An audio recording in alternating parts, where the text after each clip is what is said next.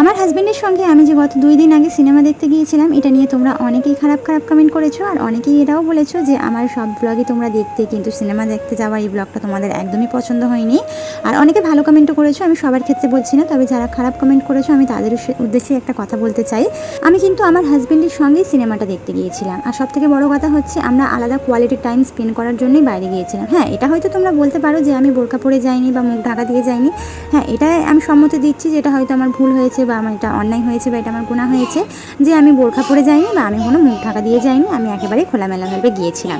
এটা হয়তো তোমরা ঠিকই বলেছো, আমি মেনে নিলাম, কিন্তু আমার হাজব্যান্ডের সঙ্গে আমি যে সিনেমাটা দেখতে গিয়েছি আমার তো মনে হয় না যে এতে আমি কোনো ভুল কাজ করেছি। আমরা অনেকেই আছি যারা তো বাড়িতে বসে রিলস দেখে থাকি, গান শুনে থাকি, সিনেমা দেখে থাকি, এমনকি অনেক এমনও সিনেমা বলো বা এমন রিলসও দেখে থাকি যেগুলো কিন্তু দেখা আমাদের একদমই উচিত নয়।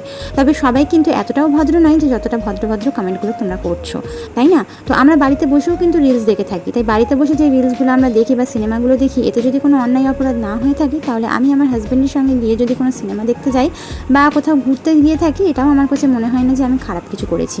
তো আমি তার অন্য কারোর সঙ্গে যাইনি, আমি আমার হাজব্যান্ডের সঙ্গেই গিয়েছি। তো সবাইকে বলছি না, যারা খারাপ কমেন্ট করেছো আমি তাদের উদ্দেশ্যেই কথাগুলো বললাম। খারাপ কমেন্টের উদ্দেশ্যে যারা ভালো ভালো কমেন্ট করেছো তাদেরকে অনেক ধন্যবাদ আর অনেক ভালোবাসা আমাকে সাপোর্ট করার জন্য। আজকের আমার এই ভিডিওটার মাধ্যমে আমার বলা কোনো কথা যদি তোমাদের একটু খারাপ লেগে থাকে বা ভুল কিছু বলে থাকি, তাহলে আমাকে ক্ষমা করে দিও।